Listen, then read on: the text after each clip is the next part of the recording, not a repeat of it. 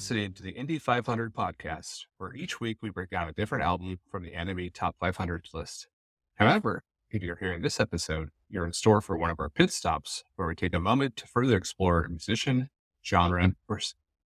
Today, we're diving deeper into Krautrock after a review of Neu 75, number 163 on the Enemy Top 500.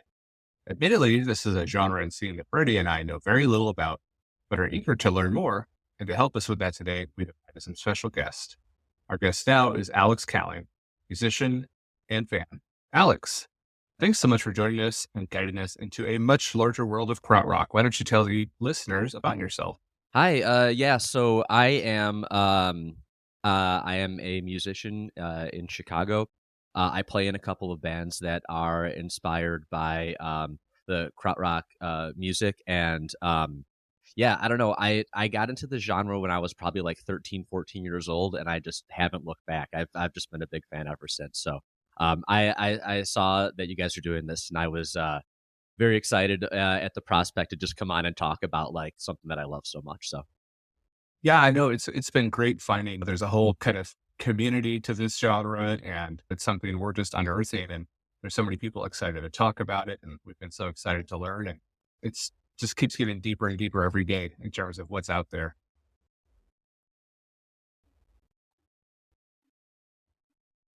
So, I'm going to throw a simple but pain in the ass question to you here. What is krautrock? I think it's a word that gets thrown around a lot, but what exactly is it? yeah, I think like on the face of it, you could probably say it's like German psychedelic music from the 60s to like mid to late 70s. But I think it's such an influential genre because it is a lot different than like American or British psychedelic music. And there are like a couple of things that make it stand out particularly. I think like looking at where krautrock comes from can really kind of shed a lot of light on that. So like putting it in a place and time, right? Like when these musicians were starting to kind of come together and develop like the specific sounds of this scene. We're talking about like mid to late 60s in Germany. This is 20 years after World War II. So like, there's after World War II, it's not like Nazis just went away, right? Like people in their communities and stuff were Nazis, and you have like when you're in school, you might have a teacher who's a Nazi. The person who works at the grocery store might have been a Nazi, right? Some of these people were as children in like the Hitler Youth. So in the late 60s, Germany is going through like the same like youth culture revolution that America and England did. Hippie culture, like maybe a little bit more public like use of like marijuana and LSDs, things that are like coming into the culture, anti-war sentiments and things like that. All this stuff is happening in Germany, but it has that added layer of like being not that far removed from World War II and like this really horrific event. And I think that inspired a lot of these musicians they didn't want to be like typical Western musicians. They kind of wanted to find like a new cultural identity Sure. for German music, right? And that kind of led to just this really amazing creative explosion of really, really cool music that has inspired so much since, like electronic music, improvised music, use of technology in music. It's so cool. There's so much to dive into with it. If you look at like what influenced the musicians when they were starting to come together, you get like a lot of like these weird kind of niche inspirations, like avant-garde classical music. A lot of these guys were studying with German composer Karl-Heinz Stockhausen, and they it's like members from Cannes worked with him. I believe some of the guys from Kraftwerk were also studying with him. And they also were really into like John Cage, the composer who did a lot of like found instruments and stuff. And Totally. but like 433, if listeners are familiar with that one, the 4 minutes of silence. Yeah, we had one of our contributors actually last episode play a cover of 433, and it was kind of one of those like, yeah, you nailed it, man. You gave us silence for 4 minutes and 33 seconds on a piano. Good job. Yeah, it's super cool. They're Yeah. also really into like Terry Riley, who is like a synthesizer. He's got a piece called NC, which is kind of like, I don't know if I want to say quite excuse me, quite ambient. Sorry. But these all these like composers were influential on these musicians. You also have like kind of abstract free form, free jazz type of stuff, like Ornette Coleman and other like jazz musicians. They also were working with a lot of or inspired by a lot of like avant-garde rock coming out of the United States, like Velvet Underground, Silver Apples, and even Frank Zappa, which seems kind of funny. Like if you listen to Frank Zappa stuff, it's pretty far removed from Right. Krautrock, but yeah, they're also pretty influenced by James Brown, which is fun, just with like the funky drum beats and stuff.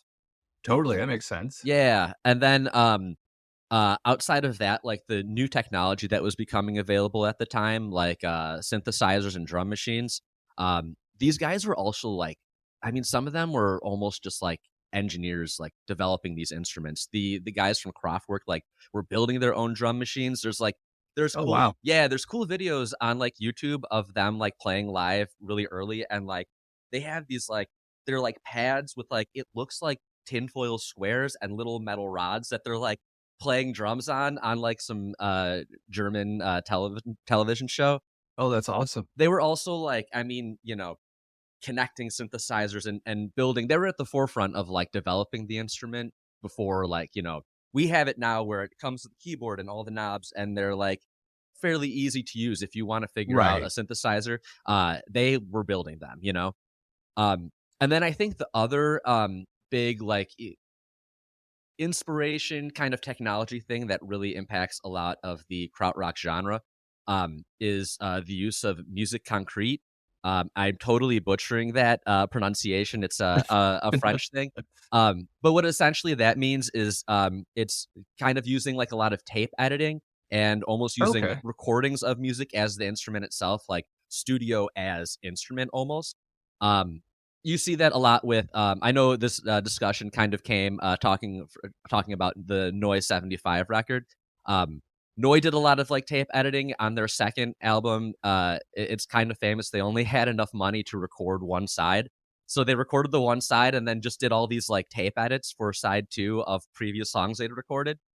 Right. The Kind band, of like the pre remix era remix. absolutely. I mean, that's a whole nother thing that you can look at with krautrock too, is that like it kind of is like the start of remixing as well. But Can itself, they like the way their songs are composed, like the Tego Mego album is jams that the bassist Holger Zuke cut into songs. So they jam for like hours, and then he went Oh, back. wow. Yeah, spliced all the tapes together, and then he added all these like fun experiments in there too. I mentioned Frank Zappa before. Frank Zappa has this album Lumpy Gravy, which is like a music concrete masterwork. It's just like weird, funny sounds, but it's two sides of just like the weirdest sounding stuff that are just like weird tape edits of like found instruments. Oh, fun. Okay. Yeah, and I mean, I've been on a huge Zappa binge lately, so I'm going to have to explore that one a little bit more, especially in relation to hearing all this. Yeah. yeah, the like there's a cool thing Holger Zuke did where he and Tego Mego, the second song, Mushroom, at the very end of the song, they were recording that album in like a castle in Germany. And he got a firecracker and like lit it off and recorded it, just throwing it down like a stairwell. And then he took that tape and slowed it down like super, super slow. So he's like taking the tape and recording to another tape with the tape, like basically doing it by hand. And it makes the Wow. end of that song sound like and a huge explosion, hence the name Mushroom Cloud, Atomic Bomb. Right. So, just like, Oh, that's crazy. yeah, super cool, like fun. The tape editing stuff in Krautrock is very interesting. And he's Holger Zuke, the bass player from Can, also is super interesting in that he like grew up working in like a TV repair store or something, and then he is one of the guys who studied with the Karl Heinz Stockhausen guy. Just like, I think he sent him a letter like, "Hey, this sounds interesting. I would like to study with you." And Karl Heinz is like, "Yeah, sure, come on by." And yeah, the rest is The history. more the merrier. Yeah, Yeah. yeah. And then I have just one other fun note about Krautrock 2, the title, the name Yeah. Krautrock, right? Kind of comes from American and British presses. But it was like kind of meant as a derogatory thing. Like they were using Krauts as like, again, back to that like post World War II uh uh thing, where it was, they were the enemy 20 years prior, and so Right. but I know a lot of the musicians at the time referred to it as kosmisha music. I'm probably pronouncing that incorrectly, or like cosmic music. I think Right. we're so far removed from it at this point. It's um, half It's yeah, like it's some of the stings taken out of the word a little bit. yeah, I think it was interesting too. It's almost a double-edged sword because you still have that post-war resentment, but at the same time, it was really like in America and Europe or Western Europe where they really found their popularity and their groove and everything like that. So yeah, we're gonna throw that name at them, but at the same time, they're pretty badass. So I guess we'll let them hang out. That's cool. Okay, yeah. So we've talked a little bit about Noi. Our main episode this week was Noi 75. For fans that really like myself and my co-host, this is our first foray into krautrock other than like hearing a Kraftwerk song in passing. Where would you go next? yeah. I mean, I think you can take your interest in Krautrock into like quite a couple different ways, right? Like depending on what you already like in music and what you're kind of seeking out. There are these like overarching uh uh uh aspects of that are like very specific to the genre, like the motoric beat, that like really consistent beat that kind of sounds like a motor. It's Right. usually kind of fast paced. Most of krautrock like includes that, but in different forms. So like if you are if you really like the heavier side, like the second half of the Noi album, it gets like a little bit more like proto punk and stuff like Right. that. If you like that more like heavy rock sound, you can like get into Ashra Temple. They're self-titled, and I'm totally gonna butcher this. Their second, Schwingen a Gungan. I I don't even Yeah. try sometimes, but I mean it's like a We're not language majors here. It's yeah, okay. yeah, We totally get it. yeah. They get like a little bit heavier than Noi. Amandu 2 is also like a little bit of a heavier krautrock band. They have an album Yeti that's really cool. And it is it's got like the motoric beat. It's got those like super psychedelic guitars with like lots of wah and echo, and then there's still that like element of like improvisation. Um, if you like the more like ambient side of Noise 75, there is like so much to explore with that in krautrock. You can get into cluster. They're really cool. They're more like synth focused, and they have a couple of great albums like Zuckerzeit and So. Um, they're another like band that's kind of pioneering the drum machines and the synthesizers, kind of Okay. like Kraftwerk did. There's also a really great crossover between Noi and Cluster. The guitar player in Noi, Michael Rother, um, collaborated with the guys from Cluster, and they did two albums together under the name Harmonia. And the Harmonia stuff's great. It really is kind of like a mashup of the two bands. Um, their second album, Deluxe, is really cool. It's a little bit more accessible than it's not just like the synthesizer beeps and boops. There's like a drummer on that record, and they have like vocals and stuff. So that's really cool. Um, my personal favorite is Can. I've Yeah. loved Can for so long. They're such a cool band. So if you like the more like rhythm, motoric, beat focused stuff, and you want to get more funky with it, Can is like the place to go. Super inspired by the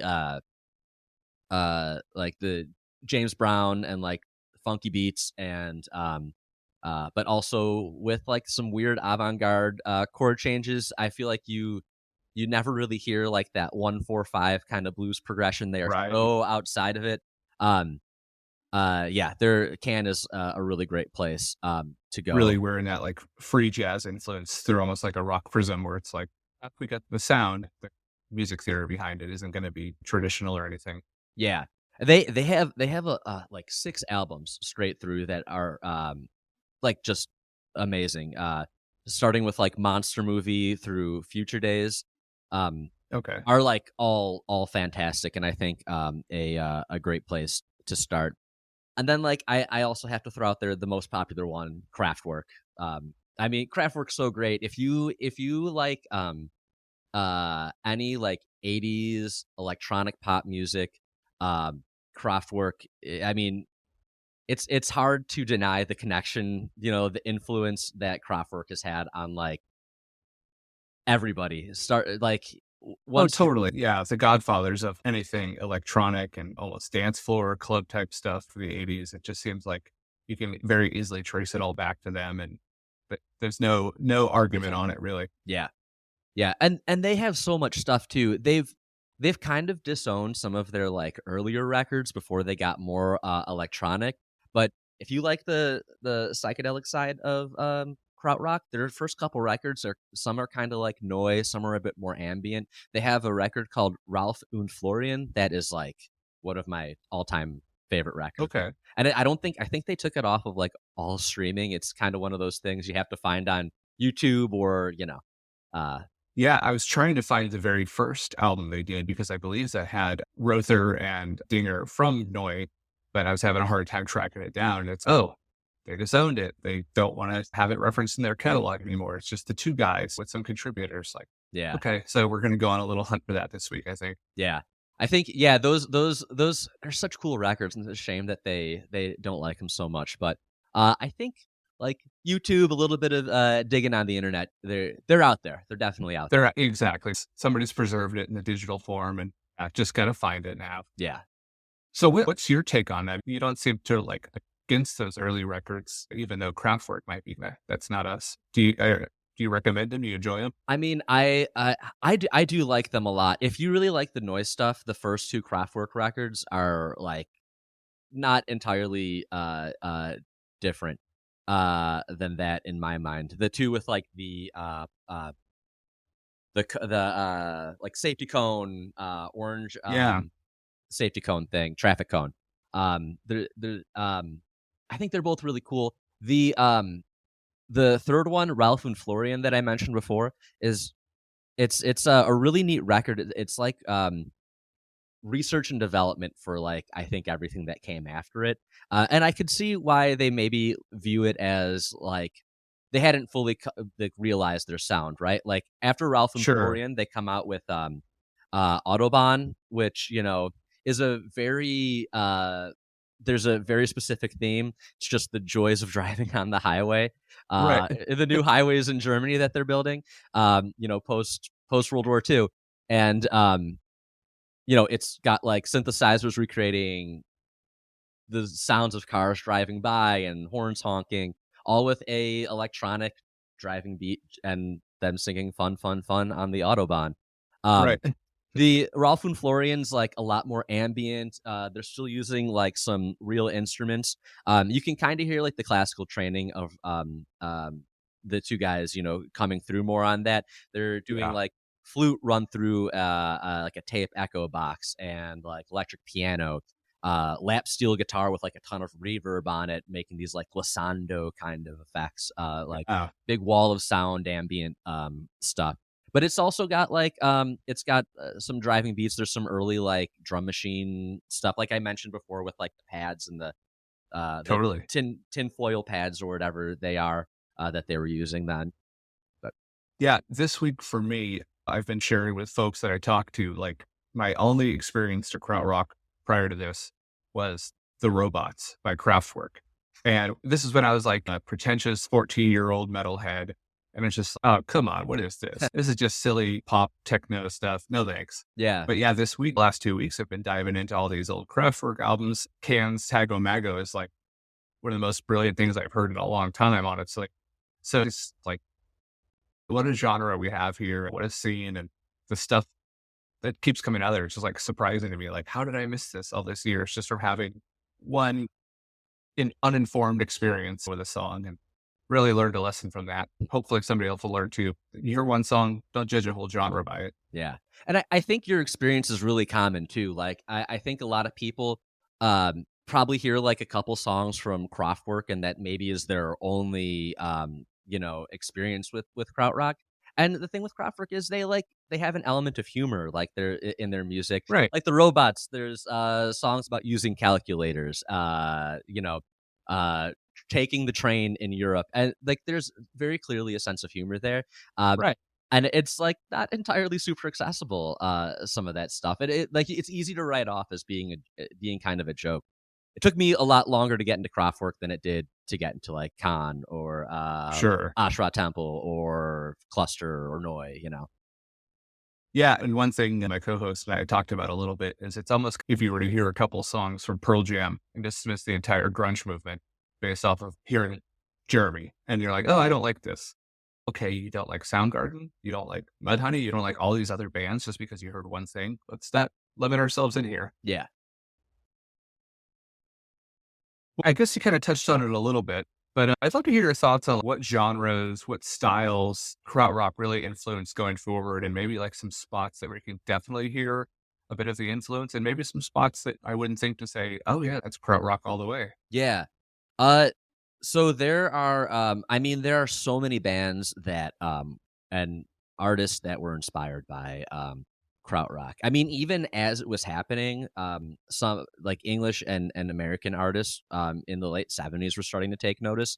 And you get like, I think one of the biggest ones that people are probably familiar with, biggest influences people are familiar with are, David Bowie's Berlin trilogy that he did with Brian Eno and like a couple records with Iggy Pop and stuff. Even so, like one of his most famous songs, Heroes. He got the name of that song from the Noise 75 track Hero. I had heard anecdotally, and maybe you've heard this as well, that they actually even approached Rother about working with them. And he's like, I'm not really feeling it. Yeah. But, oh man, oops, should have got on that bus. My understanding, also anecdotal of that story is that, Bowie, Eno was like kind of friendly with the guys from Cluster, and the guys from Noi to an extent. And,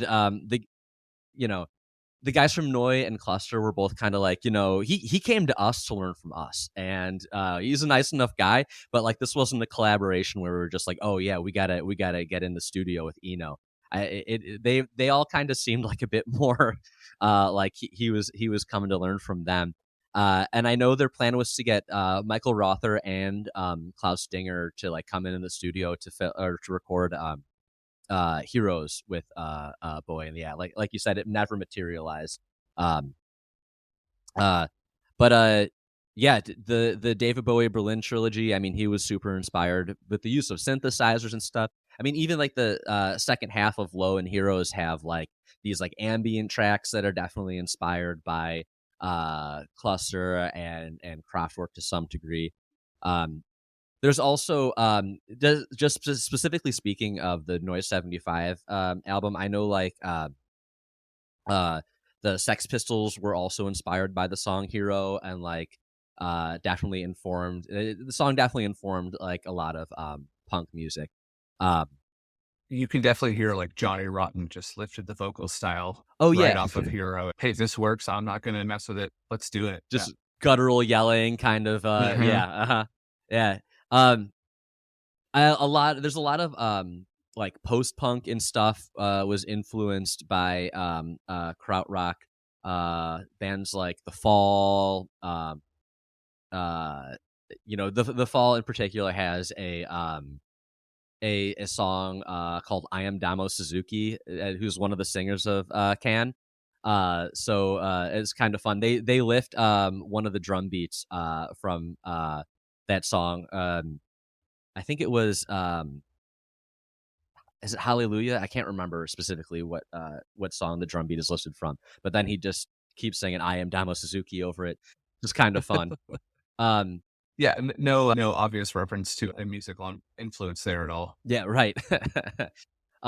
There's also, I mean, we were talking about it before, but the like 80s electronic pop, I mean, New Order, Joy Division, I think you could say Depeche Mode, uh, Yeah. Duran Duran, Tears for Fears, Devo certainly was inspired by Krautrock. Um, in fact, Yeah, anytime I hear like a Mark Mothersbaugh soundtrack now or something along those lines, Devo, it immediately makes me think of like 70s, like learning the synths and just that minimalist, almost krautrock, but 10 years later type sound. yeah, absolutely. I mean, they even recorded. There's one pretty famous uh, producer, Connie Plank, who worked with Neu and Cluster and Kraftwerk and he worked with like almost every krautrock group. And Devo recorded their first album at his studio with Eno and like Oh, Connie wow. Plank like working on the record and stuff. Yeah. There's actually, so this is another fun connection. A band that you might not think would be terribly inspired, maybe a little bit. U2 kind of started off like post-punk a Huh. little bit. But after they did their couple albums with Eno producing, they asked Brian Eno, like, hey, do you have like, he's like, I'm gonna leave and move on to other projects, and they're like, do you have someone you could recommend? And he's like, yeah, this guy from Germany, Connie Plank. He's an incredible producer.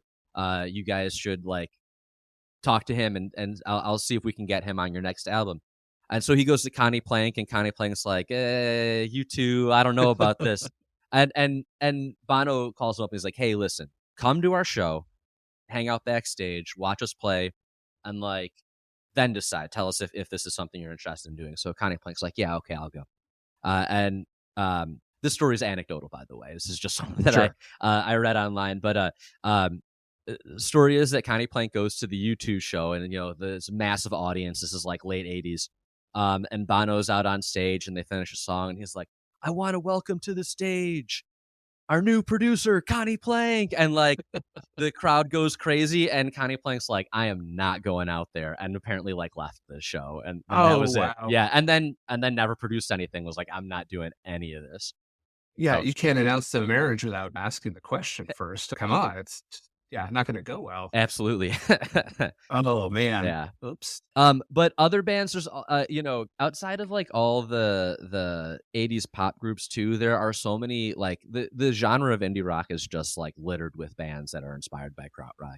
I mean, King Gizzard and the Lizard Wizard, OCs, LCD Sound System, name Oh, checks yeah. like a bunch of krautrock in I'm Losing My Edge. Um, Stereolab certainly, they are like refined masters of the motoric beat. It's on like so many of their albums, so many songs. Um, Radiohead. There's a great video on YouTube of Radiohead covering the Can song "Thief." Uh, Oh, wow. yeah, Okay, I gotta find that. it's super cool. And that song "Thief" is more of a little bit of a deep cut. It's on like a compilation album from the '80s. It's called "Delayed 1968." Of just songs that like didn't make it to the record company was like, no way, we're not putting this out. Thief is one of those one of the tracks on that album. It's super cool. Uh, That totally sounds like something they would cover. Nobody else is gonna know this. It's amazing that we right. found it, so Yeah. enjoy. There's also Wilco certainly is inspired by krautrock, whether it's like the use of different like reverb and delay and like interesting distortion sounds. Anyone who's familiar with A Ghost Is Born, the track Kid Smoke, listen to Kid Smoke and then listen to Negative Land by Noi and tell me that there isn't like a connection between those two.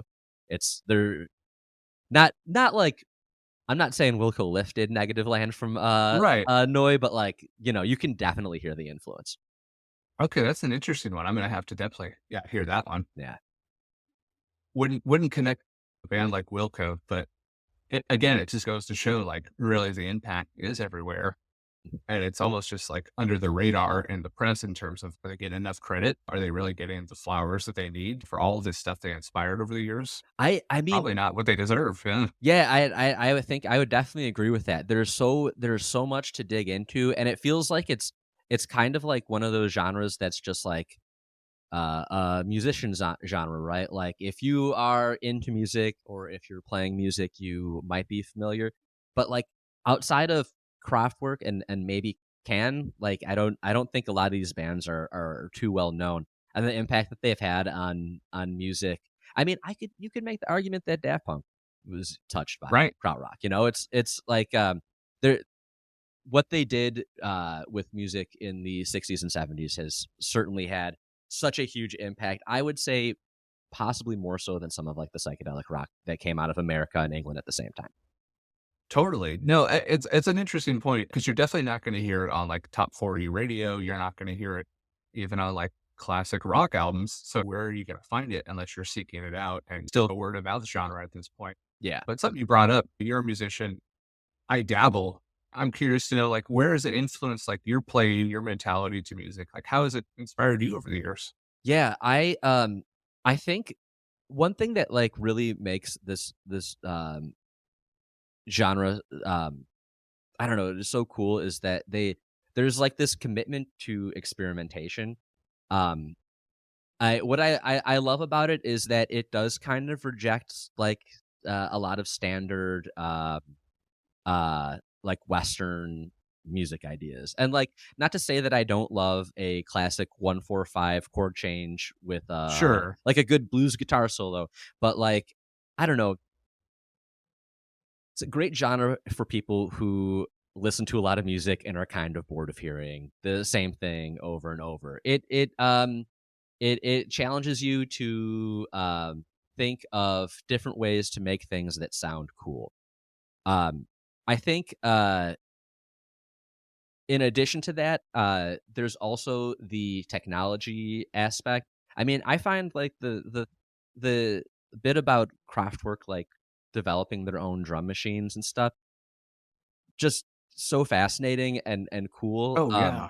One of the bands that I play with here in Chicago called Brainwaver, we definitely kind of steal a bit from that ethos. We do a lot of stuff with like analog synthesizers, and we're connecting synthesizers with MIDI cables and just Oh experimenting fun. with Yeah. different drum beats and sequencers. And we have like a drummer that's using a drum machine half the time, and I'm looping a looper pedal with a MIDI cable connected into it, so I can play loops backwards and like do all these like weird Nice. things. And all of that stuff is really inspired a lot, like the music concrete stuff of like messing with like already recorded sound.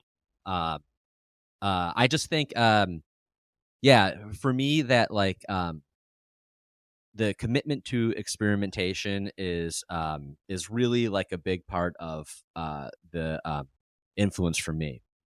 On top of that, like a lot of these bands too are improvisation based, and I just love hanging out with some friends. I mean, I Right. started playing music when I was, I think, 7. I started taking like piano lessons, and when I got a guitar when I was 14, I feel like I've spent like at least one day a week since then sitting in a room with like a couple other people just like improvising for an hour or two.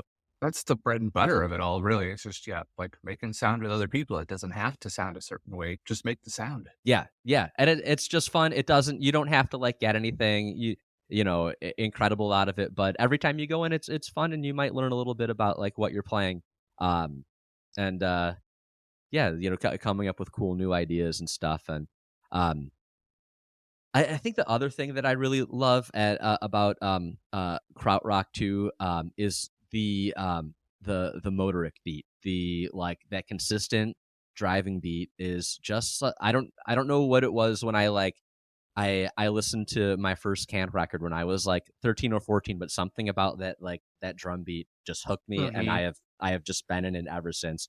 And I feel like every band that I've probably played in 15 different bands, and since I got my first guitar, and uh, I feel like every band that I've been in, I've tried to like push the drummer to do some kind of motoric beat Yeah, in one way or another to varying degrees of success. But uh yeah, it's just a cool genre. There's so many artists to dig into. There's always something new to find in it. And totally. yeah.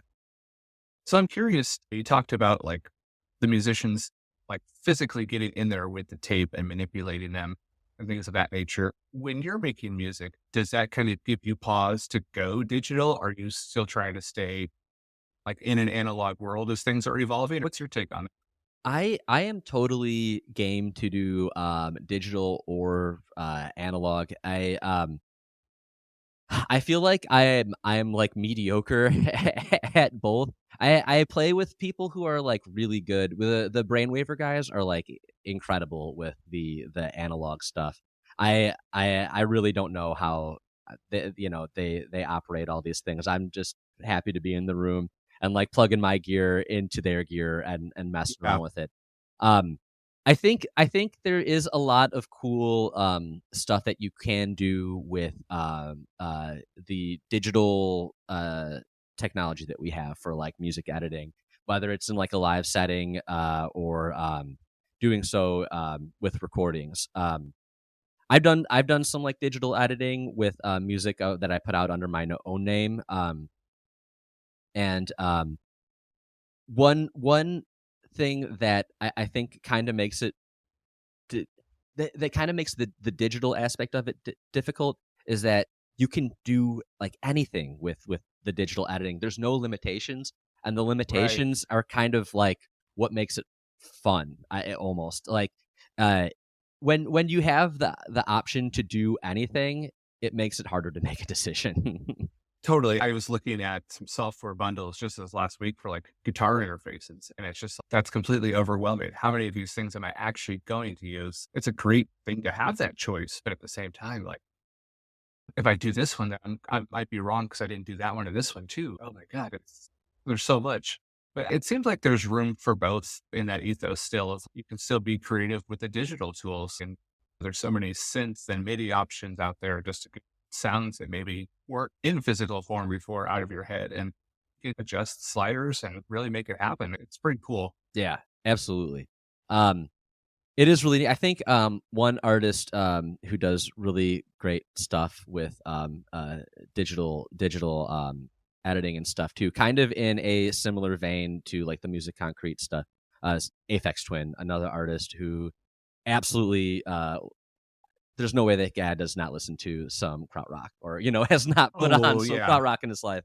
Um, but he does a very similar thing. I remember reading a story about like a song that he edited, and I think this is just kind of like the same thing, but with digital technology. He had the wave file and he had the waves pulled up on his screen, and he edited in a picture of his face into the waves for part of the song. Just like fun stuff Yep. like that. Would we be doing that stuff if we didn't have the krautrock artists Right. before us like experimenting with this stuff? I mean, I'm sure we probably would have come to it eventually, but Yeah, I know. And it's it almost some of the tools now do make those concepts easier where you hear of, I think that probably in 1971, nobody was going to be able to splice a picture of their face into a waveform. But now you can take an idea like that and run with it. mhm, And yeah, a lot of those artists in that IDM scene, like Apex Twin, it's just, okay, totally borrowing a lot of thought process methods from there and really makes for some amazing music on kind of the modern tools. absolutely. Wrapping up here, one thing I'd like to leave open for you. We talked a lot about krautrock. What's one thing, that maybe you'd say to a person that hasn't tried it yet just to convince them to give it a chance? Oh man, I think I think I would say that when it comes to music or any art form, whether it's books or shows or anything like that, I think that it's always good to push yourself into something that you haven't experienced. It's like eating a new food as a child that you're not familiar with, right?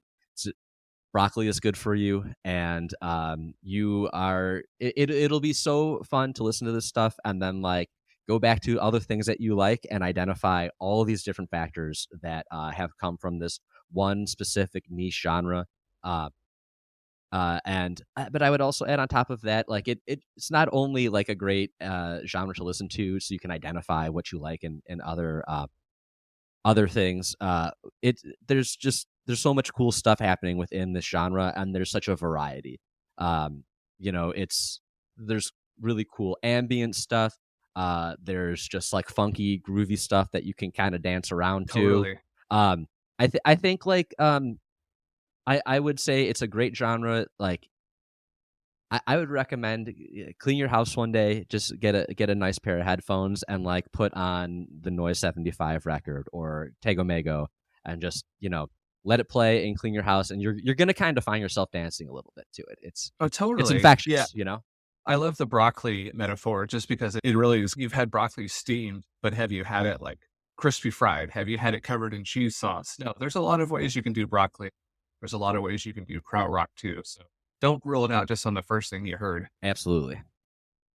Alex, it's been an absolute pleasure talking krautrock this week and learning more. And we're definitely going to be hitting you up for recommendations and stuff. Anything you'd like to plug, some music where we can find you? Yeah. Let us have it. Absolutely. Yeah, this has been super fun to talk about this genre that I love. I play in a couple bands in Chicago that are inspired by krautrock. If you are interested in the genre and like it, my band Brainwaver is definitely heavily inspired by krautrock. I play in another band. Well, I should actually probably plug the Instagram for that one. It's just at Brainwaver on Instagram, and we have music on Is it Bandcamp? Yes, Bandcamp. Sorry, yes, I'm Okay. Bandcamp. And then another band that I play in that is inspired by krautrock, but is probably more like rock band friendly and has a little bit more of a uh kind of slacker rock pavement-esque feel is Nice. Okay. LaCroix Mystique is the name of that band. We're on Instagram at lacroixmystique.band, and we have music on Spotify and Bandcamp and all that stuff. Speaking of, I'm going to throw one more fun little fact, idea, thought. Pavement also heavily inspired by krautrock. There's a cool story where Steve Malkmus is talking about buying the Eggy Bamyasi record by Can at a dollar bin at a secondhand store, just because he thought the can with the okra on the cover was he's like, this looks weird. And a couple years ago they did a celebration of that album, and he recreated it live with a group of German musicians, and that is also totally worth checking out. It's super cool. Just Steve Malkmus reinterpreting Eggy Bamyasi. So okay. yeah, Definitely we're Pavement fans for sure. So going to have to look that up. It's a meeting of all these things we're loving right now. So that's going to be pretty cool. Yeah. $1 though. Wow. I'm seeing these records, especially like the original ones, are going for so much money and like such treasures. It's funny to think of little finds like that. Right. Hey, I can't argue with it. Yeah. All right. Alex, thanks so much. Everybody, make sure to check out his music. It's been an absolute blast. We'll talk to you soon. Thanks for having me. This was a lot of fun. All right. Thank you.